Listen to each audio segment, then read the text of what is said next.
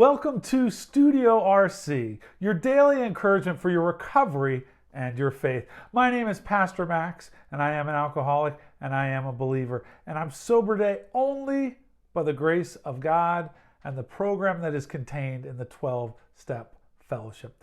Today, we are continuing on our journey in the love chapter. This is part 2, and we're going to be focusing on honesty and truth. Let me just read the chapter to you, right to kind of set the scene of what love is all about and what we get to experience in recovery, but we also get to extend to others. Love is patient. This is from 1 Corinthians 13, verses 4 through 8. Love is patient. Love is kind. It does not envy. It does not boast. It's not proud. It does not dishonor others. It's not self-seeking. It's not easily angered. It keeps no record of wrongs. Love does not delight in evil, but rejoices with the truth. It always protects. It always trusts. It always hopes. It always perseveres. Love, as described and demonstrated by God, never fails. And these three remain: faith, hope, and love. But the greatest of these is love. Our focus today is love does not delight in evil, but rejoices with the truth. Let me share one truth that, as someone who is in recovery, someone who's trying to get clean and sober, that this is a truth that they know without a shadow of a doubt. This comes from more about alcoholism in the big book, but we have seen this truth demonstrated again and again. Once an alcoholic, once a drug addict, always an alcoholic, always a drug addict. The truth about addiction is that once we are and recognize that we have a problem, that we are afflicted with this, we're always going to have this analysis of our illness. And it tells us further on, and I think this is really interesting, and this is into action from the big book. It says, seldom have we told them, those are our sponsors or those we're sharing with, the whole truth, nor have we followed their advice. How often have we shared just a bit of the truth in hopes that if we share some of the truth and we kind of let down our guard, if nothing happens, we'll share a little bit more. So often we don't just rip the Band-Aid off. We're too afraid to do that. And instead of just being honest, we just tell a part of it. We, for lack of a better word, maybe we lie by omission. One of the things, I characterize my bottom as I was a liar who had run out of lies. Like I didn't have the energy to tell another lie, but I also wasn't capable of telling the truth. That was my bottom.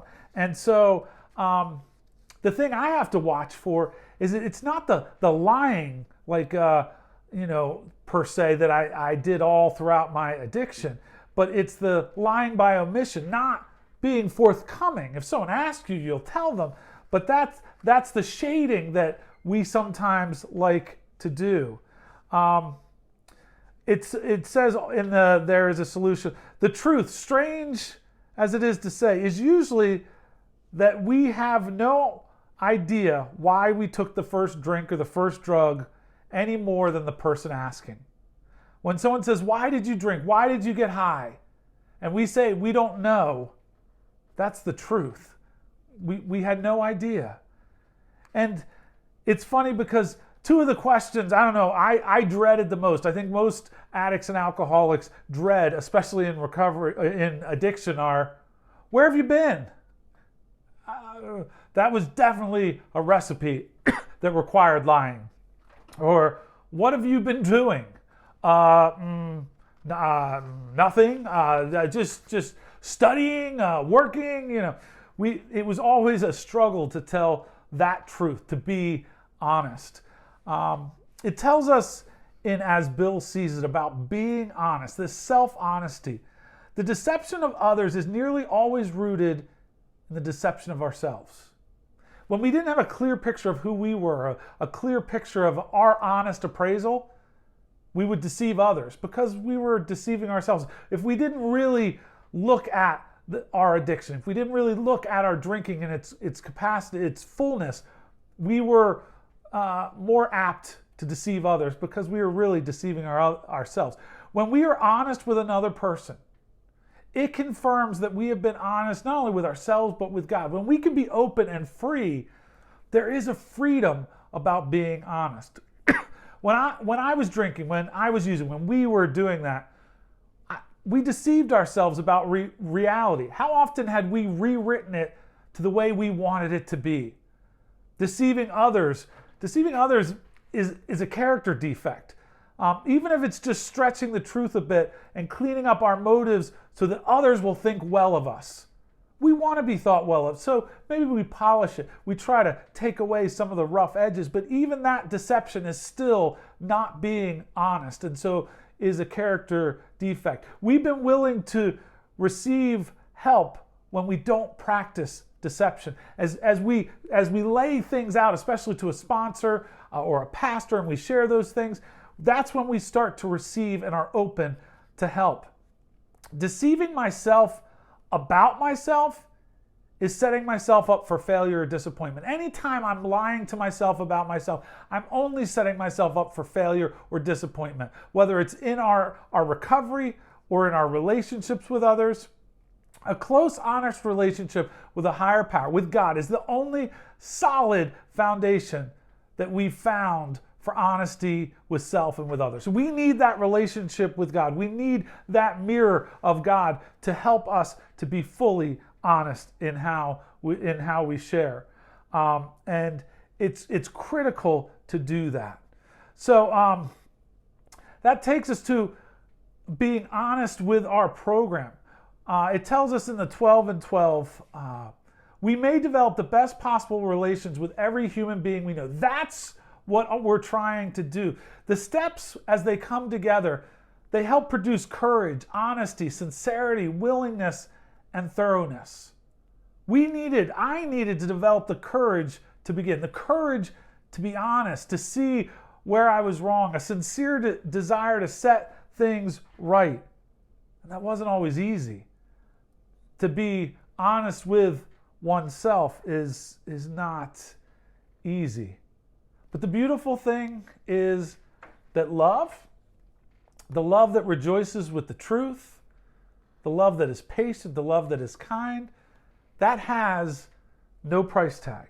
A love like that has no price tag.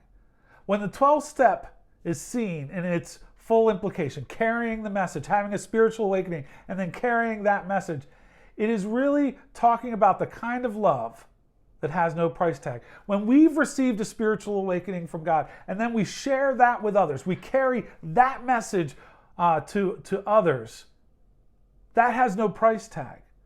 As we start working the 12 steps, we had to work on sincerity and honesty and to learn to act with humility, not to deceive, not to exaggerate, but to be honest. And the beautiful thing is carrying the message of a spiritual awakening, of love, of grace, of forgiveness, carrying that message is a gift. It's a gift that we get to have. We solidify our sobriety, being clean, by sharing what we have received freely.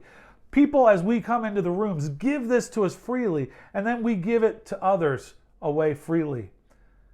Our wish is to help another drunk. Or another addict is the key to my own spiritual health. I've never forgotten that God acts through me.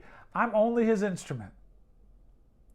If I'm capable of laughing today, let me not forget those days when I cried. God reminds us that we can feel compassion and empathy for others, something that we didn't always feel because we were selfish. It tells us in the 11th step, in the 12 and 12, the moment we catch even a glimpse of God's will, the moment we begin to see truth, justice, and love as the real and eternal things in life, we're no longer deeply disturbed by all the seeming evidence to the contrary that surrounds us in purely human affairs. we begin to see truth. We see justice. We see love. Those are the real and eternal things. It tells us in step 11 that we asked for the grace to bring love, bring forgiveness, harmony, truth, faith, hope, light, and joy to every human being that we could. When we carry the message, we're bringing these things. We bring love. We bring forgiveness. We share our experience, our strength, and our hope. That's what we bring every time we share in a recovery meeting. It tells us in the big book, in Working with Others, some of us have taken very hard knocks to learn this truth, job or no job, wife or no wife, spouse or no spouse. We simply do not stop drinking so long as we place dependence upon other people ahead of dependence on God. We can't put our dependence on other people, whether controlling them or whether depending on them to do everything for us. Our dependence must come from God. And we realize that we will stop using and drinking when we're able to do that. And then that brings us to step 11. And I love this as sort of a way to kind of conclude our time today. But Lord, make me a channel of thy peace, that where there's hatred, that I may bring love, that where there is wrong, I may bring the spirit of forgiveness, that where there is discord, I may bring harmony, that where there is error, I may bring truth, and where there is doubt, I may bring faith, and that where there is despair, I may bring hope, that where there are shadows, I may bring light, and where there is sadness, I may bring joy. The Bible tells us that the truth will set us free. Honesty in the program, that tough love, our honesty is always meant to build up, not tear down. We don't become brutally honest and rip somebody apart. Instead, we use honesty and truth in order to encourage, to bring hope, and to build up. My favorite Russian proverb, I only know one Russian proverb, but it is my favorite, says that a hammer can break glass or it can forge steel. Jesus never took the hammer of truth and shattered those delicate souls. He always built them up. He always forged relationships. He always forged encouragement.